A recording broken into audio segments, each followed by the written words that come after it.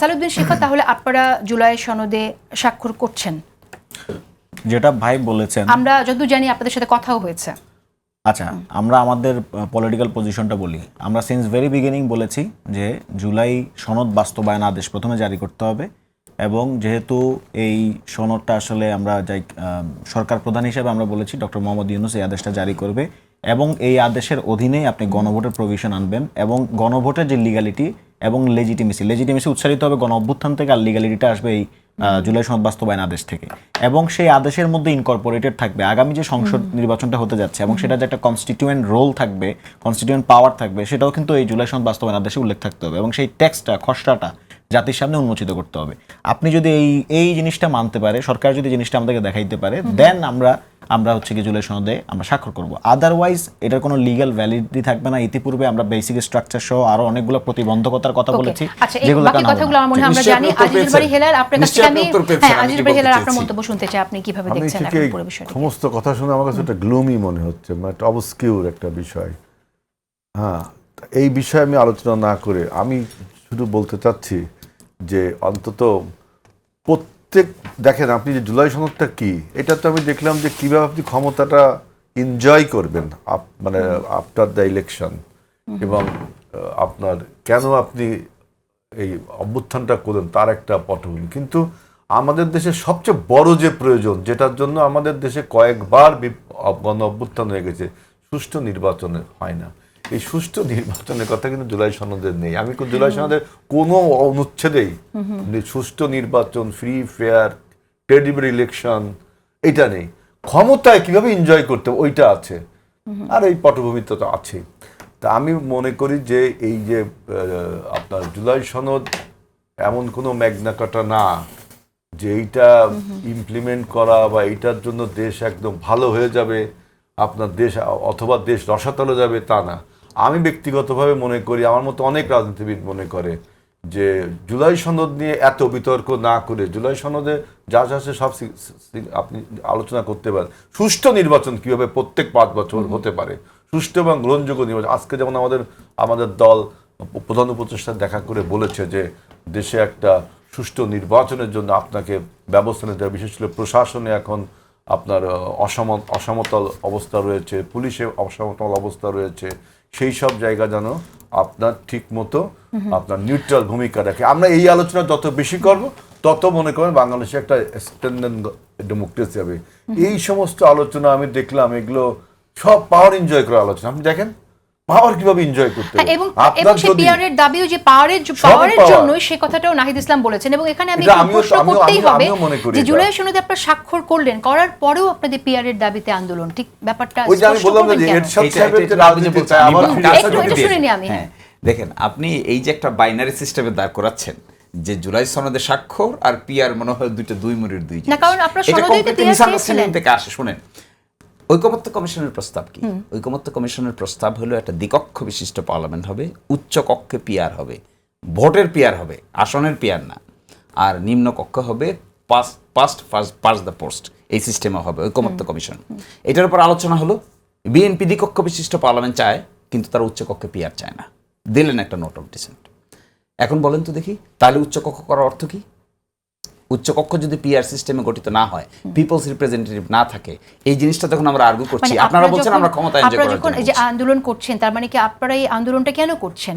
জুলাই সনদ তো কি হবে, পিআর পদ্ধতি থাকবে কি না, আগামী নির্বাচন কিভাবে হয়, মোটামুটি এটা বোঝা যাচ্ছে, কি বোঝা যাচ্ছে? আপনি বলেন, আপনি জুলাই সনদ থেকে উচ্চ কক্ষে কি হবে কি বুঝতে পারলেন না? ঠিক আছে, অন্তত নিম্নকক্ষে পিআর নিম্নকক্ষে আছে, এটাই তো মুশকিল, এটাই তো মুশকিল। জুলাই সনদে আমরা তো পার্টিসিপেন্ট ছিলাম। জুলাই সনদে যখন আইনসভা গঠনের ব্যাপারে প্রশ্ন আসলো যে আইনসভাটার এক কক্ষ বিশিষ্ট হবে না, দ্বিকক্ষ বিশিষ্ট হবে, উচ্চ কক্ষটা গঠিত হবে, 29টা দল একমত পোষণ করলো, উচ্চ কক্ষ গঠিত হবে পিআর সিস্টেমে, এক্সেপ্ট বিএনপি।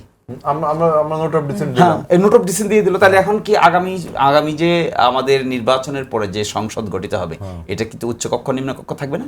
উচ্চকক্ষ নিম্নকক্ষ তো অবশ্যই থাকবে। সেখানে আপনার পার্লামেন্টে, আমি তো বলছি আপনাকে ক্লাসিফাইড ইনফরমেশন থাকবে, তো নির্বাচনী ম্যানিফেস্টো আমরা থাকবে যে উচ্চকক্ষে আমরা ফার্স্ট পাস দিয়ে পোস্ট করব, মানে ওই সংখ্যানুপাতে। এটাই তো যদি আমরা ভোটে জিতি তাহলে আমরা সব বাস্তবায়ন করব। নিম্নকক্ষের পিয়ারেও তো আপনাদের আন্দোলনের দাবি, কিন্তু সংস্কারে তো নিম্নকক্ষের আলোচনাই ছিল না। দেখেন এখানে বিতর্ক কোথায়, বিএনপি সব সময় ঠেলে দিচ্ছে যে এইগুলো নেক্সট পার্লামেন্ট ডিসাইড করবে। আমরা বলছি একটা আদেশ হবে, আদেশের মাধ্যমে কনস্টিটিউয়েন্ট আদেশ হলো, অধ্যাদেশ হলো, আপনি পার্লামেন্ট লাগবে। অধ্যাদেশ না, আদেশ। এটা তো এটাই তো আন্ডারস্ট্যান্ডিং এর গ্যাপ। এটার জন্য তো কনস্টিটিউশনাল লয়ার লাগবে টু ডিসকাস না, কিন্তু তারপরও না, এখানে আপনাকে তারপর পার্লামেন্টে যেতেই হবে। না, আপনি কোনো আদেশ যে দেখে আইন আদেশ করা জারি যায়, করেন না কেন, পার্লামেন্টের জারি করা যায়, কেন করা যায়, কি করা যায় জানেন? এখন দেয়ার নিড, এই জন্য তো এক্সপার্টস কমিটি দরকার। আচ্ছা, আপনি বলেন। হ্যাঁ, এবং দেখেন যে একটা সিচুয়েশনের মধ্য দিয়ে, কেন মার্শাল ল প্রক্লেমেশনের মধ্য দিয়ে আমাদের ভাইরা সংবিধান সংশোধন করেন নাই? আদেশ দিয়ে সবকিছু সংবিধানে পরবর্তীতে পার্লামেন্টে গিয়ে আপনার রেটিফাই করতে হয়েছে। আমি একটু ভিন্ন প্রসঙ্গে যেতে চাই। আমরা দেখছি যে মোটামুটি সব বিষয় তো আপনাদের এক হচ্ছে। করা যায় কিনা? অবশ্যই আদেশ দিয়ে আইন করা যায়, অবশ্যই করা যায়। আমার তো মনে হয় করা যায় না। আমি কালকে অবশ্যই করা যায়। আচ্ছা, সাংবাদিকের বক্তব্য শুনছি, উনি একজন বড় এক্সপার্ট কিন্তু এই ব্যাপারে। স্বাধীন মালিক সাহেব, স্বাধীন মালিক সাহেব না, উনার বক্তব্য আমরা শুনেছি এবং শুনে আমরা বেশ মর্মাহত হয়েছি। উনি বাংলাদেশের কনস্টিটিউশনাল লয়ের এক্সপার্ট। আচ্ছা, সালেউদ্দিন শিফা, আপনারা তো মোটামুটি সব জায়গায় আপনাদের এখানে এনসিপিতে, আমি সালেউদ্দিন শিফাদের কথা শুনবো, আপনার কথাই শুনবো। আমি প্রশ্নটা রেখে দিই আপনার কাছে। অনেকেই যেটা বলছেন যে, যেটা প্রথমে আমি বলেছি যে জামাতের সহযোগিতা ছিল, শিবিরের সহযোগিতা ছিল আপনাদের দল শুরুতে, সেটা একটা ব্যাপার। এবং আরেকটা ব্যাপার, আপনাদের এখানে শিবিরের অনেক রোকন এখনো রয়ে গেছে, এরকম অনেকে বলে। এবং সাথী রয়ে গেছে, এরকমটা অনেকে বলে। তো সেক্ষেত্রে জামাতের রোকন এবং শিবিরের সাথে রয়ে গেছে, এরকমটা বলে। আর একটি প্রশ্ন আমি আপনার কাছে, এখনো যখন আমরা কথা বলছি, আমরা কিন্তু দেখছি আপনারা মোটামুটি অনেক বিষয়ে একমত হচ্ছেন। কিন্তু শারমিন বললেন যে জামাত এবং আওয়ামী লীগ ঠিক মুদ্রার এপিট আর ওপিট। একটু খুলে বলেন আমাকে, কোন জায়গায়? ফার্স্ট অফ অল সংস্কার ইস্যুতে শুধু জামাতে ইসলাম না, আরো অনেক রাজনৈতিক দলের সাথে যারা হয়তো বাম আইডেন্টিটি নিয়ে এই মানে মোটামুটি পলিটিক্যাল স্পেকট্রামে পরিচিত, তাদের সাথেও আমাদের এগ্রিমেন্ট হয়েছে। মানে আমরা তাদের মতোই হয়তো কথা বলেছি বা তারা আমাদের সুরেই কথা বলেছে। ইট ডাজেন্ট মিন যে এই রাজনৈতিক দলটা এই পলিটিক্যাল যে আইডেন্টিটি বা আইডিওলজি তাদেরকে সাবস্ক্রাইব করে। সিম্পলি আপনি সংস্কার ইস্যুতে কে কতটুকু সংস্কার চাচ্ছে, কে কতটুকু সাবস্ট্যান্টিভ সংস্কার চাচ্ছে, সেটা ইম্পর্টেন্ট। মানে এটার জন্য পলিটিক্যাল ইডিওলজিকে সাবস্ক্রাইব করতে হবে, দ্যাট ডাজেন্ট ম্যাটার।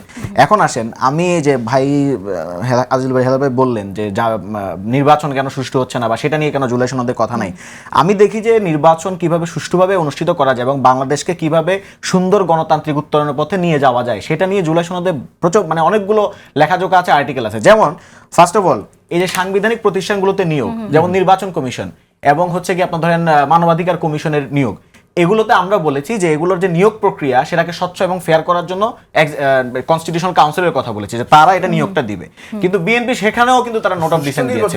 তারা না এটার মাধ্যমেই তো আপনি নির্বাচন কমিশন একদম বিখ্যাত লোক বসানো সুষ্ঠু নির্বাচন হবে না, মানবাধিকার কমিশন তো না, নির্বাচন কমিশন। ধরুন আপনি নির্বাচন কমিশনে তুমি মনে করো সুয়াজ নিগারের মতো শক্তিশালী লোককে বসালে, তার মানে কি সুষ্ঠু নির্বাচন হয়ে গেল? শক্তি লোককে বসানোর কথা না। আপনি ধরেন আমি বলছি, আমাকে বলতে দেন, আপনি নির্বাচন কমিশনে যদি পার্টিজান লোক বসান, যেটা ওই বর্তমান 2022 সালের যে আইনটা আছে প্রধান নির্বাচন কমিশনার এবং অন্যান্য নির্বাচন কমিশনার নিয়োগ আইন 2022, যেটার সার্চ কমিটি দিয়ে আপনি আপনার পার্টিজান লোকটাকেই ধরে নির্বাচন কমিশনার বানাই দিলেন, তাইলে তো নির্বাচন কমিশন দ্বারা সুষ্ঠু নির্বাচন, ফেয়ার নির্বাচন হওয়ার যে আশা সেটা তো সুদূর পরা হতো। ফলে এই জায়গা থেকে আমরা বলেছি সাংবিধানিক প্রতিষ্ঠানগুলো, নির্বাচন কমিশন সহ অন্যান্য যেমন দুর্নীতি দমন কমিশন, এগুলোর নিয়োগ প্রক্রিয়া যদি আপনি স্বচ্ছ করতে পারেন, তাইলে একটা সরকারি দল এসে সে যা ইচ্ছা তাই করতে পারবে না। এই একটা আমি ঠিক বুঝতে পারলাম না যে এখন এনসিসির প্রসঙ্গটা কেন নিয়ে আসছেন। আমার প্রশ্নটা উত্তর একটু আমি আপনার কাছে চাই যে আপনারা এই আওয়ামী লীগের সাথে জামাতকে কেন তুলনা করেন? আমি সেই বিষয়ে শুনতে চাই। আমি 2 মিনিট আমি আনসার দিচ্ছি ভাই। ফার্স্ট অফ অল হচ্ছে আপনি তো আইডেন্টিটি নিয়ে কোশ্চেন করছেন, তো আমি আইডেন্টিটিটা আমি আপনাকে ক্লিয়ার করছি। ফার্স্ট অফ অল বিএনপির একটা স্টাবর্ন রোল আছে, এটা একদম পরিষ্কার। ঐক্যমত্য কমিশনে বিএনপির স্টাবর্ন রোল আছে যে আমরা আপার হাউসে পিয়ার চাই না। আপার হাউসে যদি আপনি পিয়ারই না চান, তাহলে আপার হাউসটারই দরকারটা কি? মানে তাহলে আমি সরকারের টাকায় কেন আমি আরো মানে রাষ্ট্রের টাকায় কেন আমি আরো 100 জন এমপি পাবো? আমরা বলেন এটা কোনো পয়েন্ট নাই। সো বিএনপির একটা স্টাবর্ন রোল আছে ব্যাখ্যা করবে বিএনপি কেন এবং সেকেন্ডলি আমার তো আইডেন্টিটিটা ক্লিয়ার করতে দেন। সেকেন্ডলি জামাতের আছে একটা deceptive role, sorry to say. Deceptive রোলটা কিরকম? যে ধরেন আপনি বলছেন যে এই যখন আমি আপার হাউসের পিয়ারের কথা বলছি সেখানে লোয়ার হাউসের যে পিয়ার, যেটা আসলে একটা টেকনিক্যাল ইস্যু, সেটা এখানে প্রধানতম করা হয়েছে, প্রাইম এজেন্ডা বানানো হয়েছে। ফলে যেটা হয়েছে, বিএনপিও তখন একটা স্টাবন ভূমিকা নিতে বাধ্য হয়েছে যে না, তাইলে আমরা উচ্চকক্ষীয় পিয়ার চাই না। তো এই যে স্টাবন রোল এবং ডিসেপটিভ রোল, এটার মধ্য থেকে আমরা একটা প্র্যাগমেটিক রোল বলছি। আমরা বলছি যে আমরা উচ্চকক্ষে পিয়ার চাই, নিম্নকক্ষে পিয়ার চাই না। আপনি যদি আইডেন্টিটি কোয়েশ্চেন করলেন, সেখানে বললাম। আবার দেখেন এই যে জামায়াত এবং বিএনপি, ওই রাজবাড়িতে মাজার ভাঙার ক্ষেত্রে দেখলাম যে ওইখানে যে কমিটিটা ছিল, ঐক্যমত্যের কমিটি, সেখানে জামাত এবং বিএনপি দুইজনেরই লোক ছিল এবং দুই দলের লোক মিলাই ওই যে লাশ পুড়িয়ে দেওয়ার ঘটনায় একসাথে ছিল। না না, আমাকে শেষ করতে দেন। আবার জয়নাল আবেদিন ফারুক সাহেব কালকে বোধহয় বলছেন যে জামাত বিএনপি ভাই ভাই, আর রক্ত ছড়ানোর কোনো মানে নাই, এ ধরনের কথাবার্তাও বলছেন। সো এখানে হিসাব করলে কি আইডেন্টিটি, ওই যে পলিটিক্যাল বাংলাদেশে একদম তৃণমূলে যদি যান, তখন দেখবেন যে কখন এটা ওভারল্যাপও করে। সুতরাং আপনি কোনো একটা নির্দিষ্ট পার্টির যদি আইডিওলজি, নির্দিষ্ট পার্টির যদি ভিশন যদি আপনি ক্লিয়ার হইতে চান, তারা কি বক্তব্য দেয় সেটা গুরুত্বপূর্ণ। আমরা আমাদের সিন্স ভেরি বিগিনিং আমরা 1972 সালে কনস্টিটিউশনের বিরোধিতা করছি এবং আমরা বলছি 72 বন্দোবস্ত মাস্ট বি রিপিল। এবং শুধু এটা না, আমরা যেখানে জামাত বলছে ওয়েলফেয়ার পলিটিক্স, সেখানে আমরা সিভিল স্টেট পলিটিক্সের কথা বলছি।